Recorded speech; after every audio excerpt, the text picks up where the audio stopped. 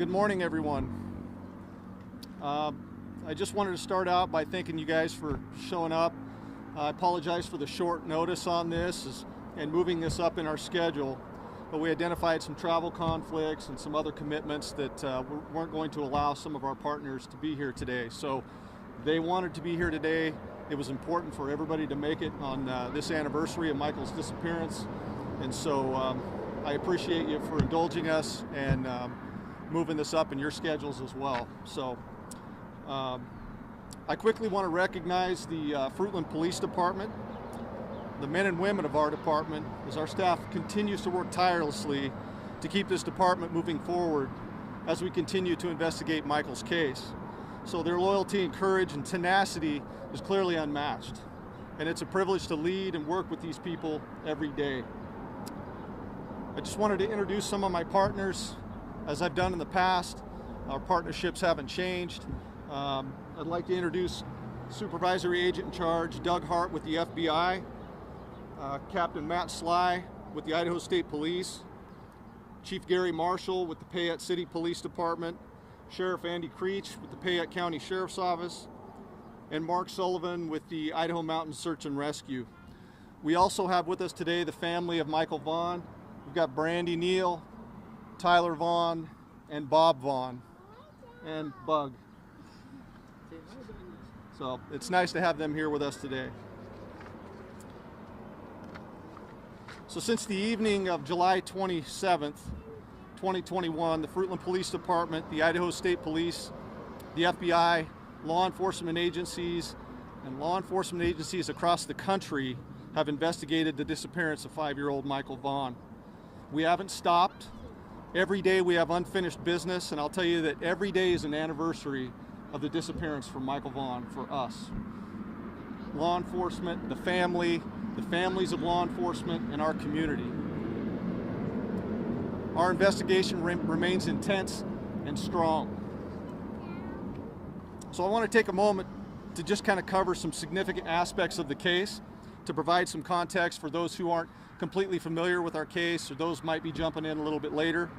A lot of it I've covered in prior press conferences, but I wanted to cover it again today. So, Michael Joseph Vaughan was last seen at his residence on Southwest 9th Street at approximately 6:30 p.m.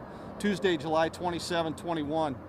Law enforcement received the first call by 911 at 7:21 p.m. and we began an immediate search of the area.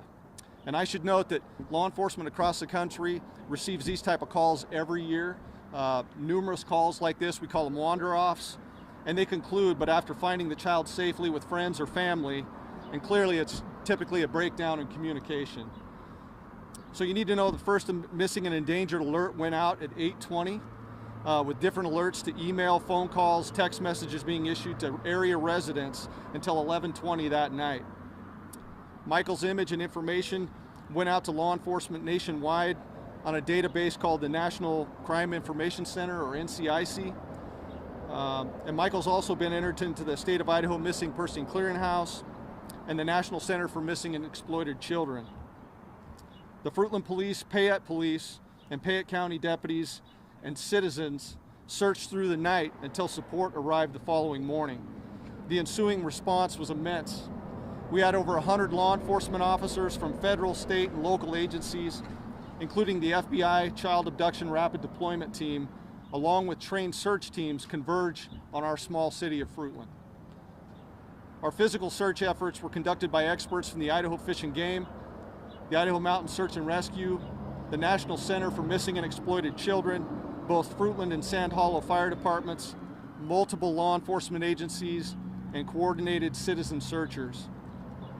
The search included over 200 residential homes, properties including outbuildings, a septic tank, garbage cans, vehicles, irrigation ditches, and drained canals.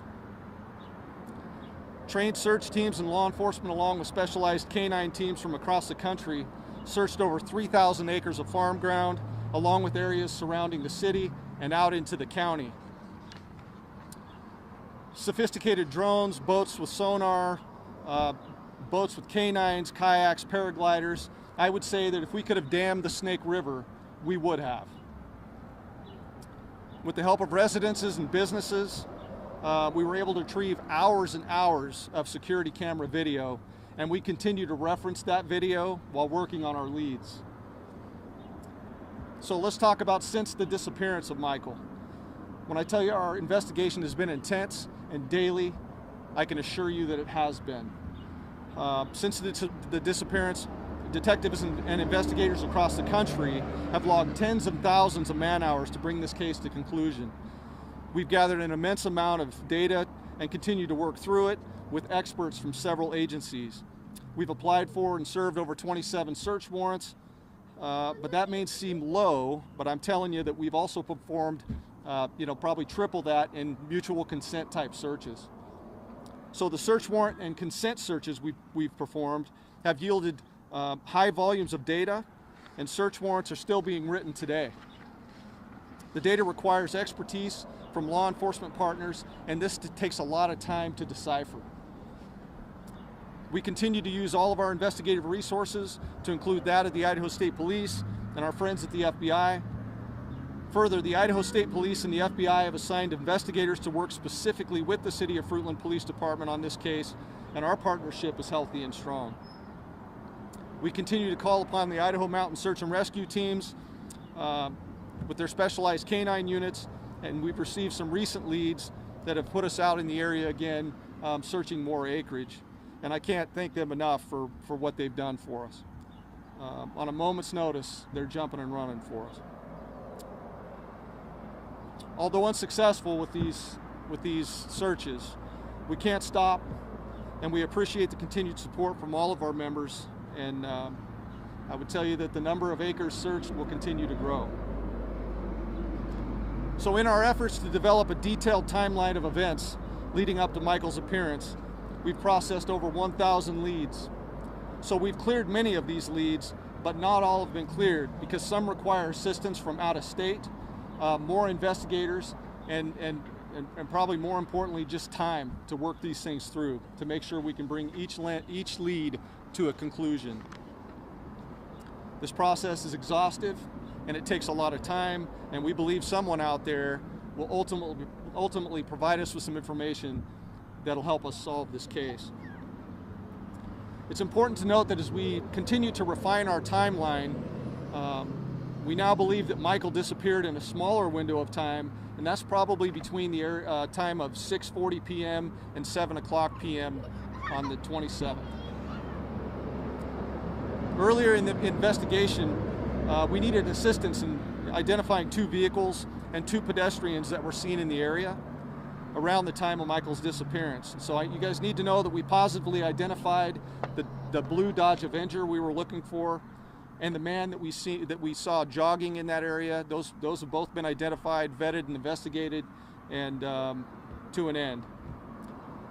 So the white Honda Pilot, 2016 to 18 Honda Pilot that we have leaving the area at approximately that time, again, we believe that it belongs to a resident, but we haven't quite been able to clear that and verify that. So that's kind of still an outstanding for us.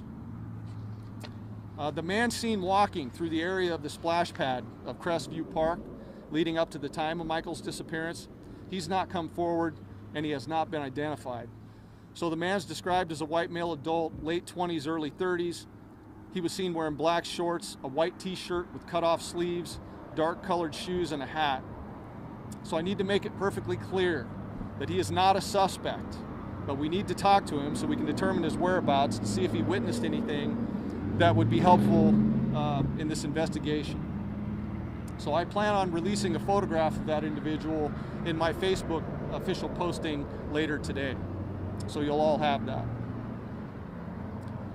You need to understand that this is a multifaceted investigation. So many leads are working, we're working many leads at the same time. So some leads are temporarily abandoned as priority leads come in, and that's happened to us on multiple occasions. Once abandoned and we clear the priority leads, then we pick those things right back up and we're working on them again until we can work them to conclusion, right? It takes an intense effort and a lot of work to document all of the leads as they're coming in. And at the conclusion of this investigation, I'm hopeful we'll find the answers. It's important that our case is organized and very strong.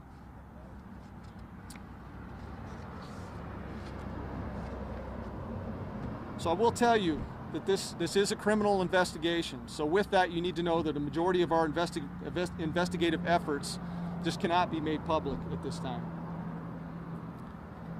As members of the community, we agonize with the family, and we've dedicated our resources to bringing Michael home. So we believe the continued distribution of this story will generate more attention and tips that can be investigated by our department and our partners. So anyone having information regarding Michael's disappearance, I would ask that you please reach out to us.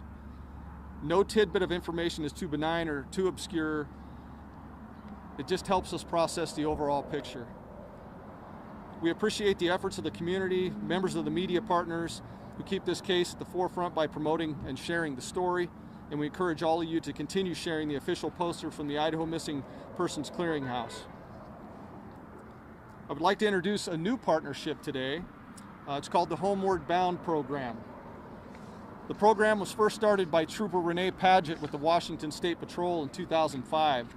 She was working with the WSP Commercial Vehicle Division.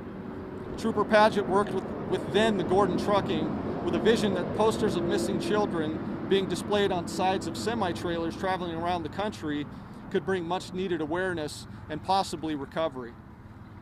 With the help of Tanea Parmiter with the Idaho State Police, we've been able to partner with the Homeward Bound program, which will carry Michael's information across the country on semi-trailers.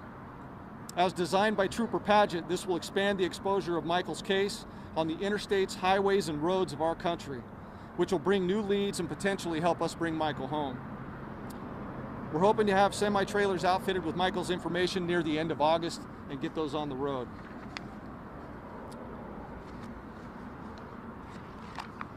I would ask anyone with any information to continue to send tips to findmichael.org.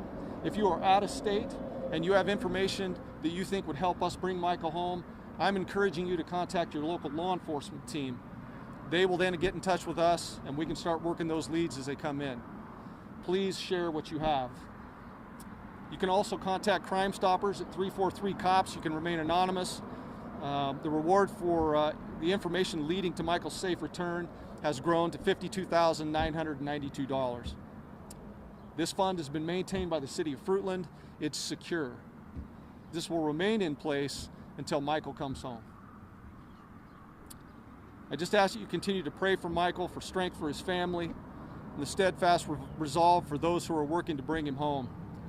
Thank you for standing firm with Michael's family and our continued law enforcement efforts. So with that, we'll stand for a few questions. Go ahead.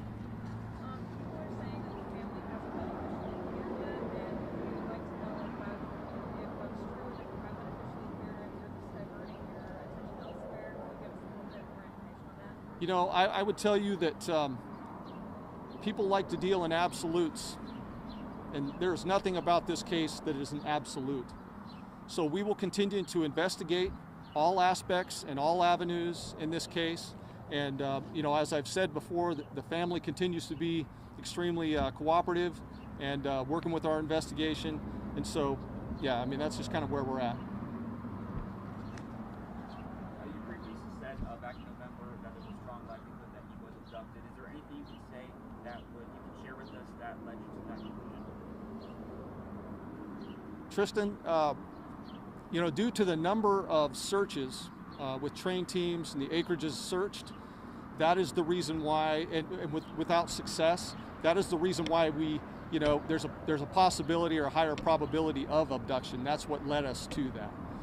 Again, you know, as we continue to work through this thing, there are still no absolutes. So when I say everything's on the table, it's still on the table. Okay.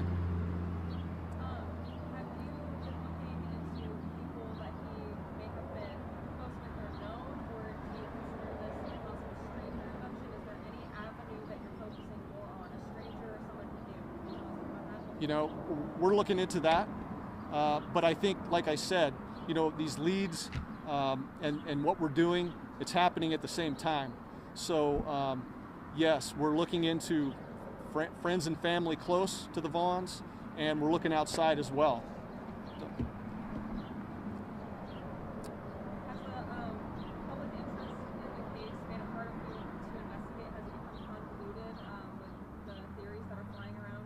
Yes, yes it has. So, there's a number of theories.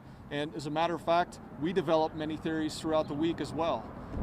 And so once we develop those theories, plausible situations, then we vigorously get after that. And so I certainly don't want to discourage any information that's coming into the Fruitland Police Department, because the leads have been, we're over 1,000 leads now, and we have to have that. I mean, I believe that, in the midst of that, there's going to be that tidbit of information that breaks this case and helps us bring him home. So. That being said, do you think that, the last press conference we had with November, do you think that not being able to release as much information as the public would like, or as much as information as this case warrants, that's led to people coming up with these theories? Yeah, I think it could be. But you also need to understand that we have an obligation, and in order to keep our case organized and strong when this thing is concluded, it's important that we hold that information close, at least at this point, right? There'll be a time for that, for public disclosure, and right now it just isn't. So that's the reason for my hesitancy to put out updates, because we are in the daily work of this investigation, and it's daily. So while it's certainly not a distraction, if I have significant information that needs to be passed, then I'll get it out there to you. But I just, we're just working this thing on a daily basis. So. Is there anything you can say about persons of interest in this case? How many persons of interest? I'm not going to really get into too deep on the persons of interest, but I will tell you there are multiple. Okay. Are there any people that you interviewed or searched that have been non-cooperative? Yeah, there have been.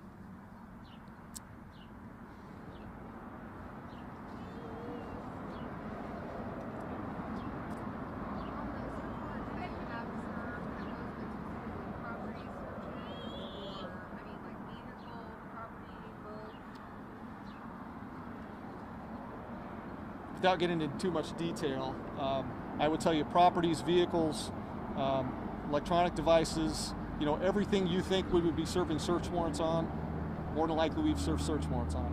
So. And then you mentioned there were multiple persons of interest on there. No. Can you tell us a little bit about your daily efforts on this case, and what does the day-to-day look like when you're investigating? So our day-to-day efforts start with an intelligence briefing first thing in the morning. We go over aspects of the case and current leads that we're working to try to develop new strategies. We pull in our partners from the FBI and the Idaho State Police, and we start with a direction for that day, and every day starts the same. But I will tell you, it has been this way since the day Michael went missing, right? We do the same thing every day, and it's intense. And so we're able to clear a lot of leads that way. We're making a lot of progress. Working through the data, and like we have been from the beginning, that's kind of where I'll leave that. In your investigation, have you been able to tie this possibly to other missing children or abductions that are similar? We haven't, although I know there are some similarities, such as the Summer Wells case, but we just haven't been able to tie that to that case. So.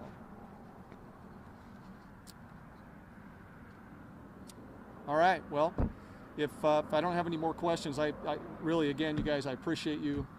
You guys have been phenomenal, my local media outlets. I can't thank you enough. Les, you're awesome, so I appreciate you. And, we'll keep after it. My intent, just so you guys know, is once we get the word on our Homeward Bound program and when those trucks are going to be outfitted, that we'll set up another time that we can do an unveiling on our truck with Michael's information, maybe bring you guys out at that point again just to, view the truck, and, we'll get something out to the public when it comes to that as well. So, but again, you guys are awesome. I appreciate you. Thank you.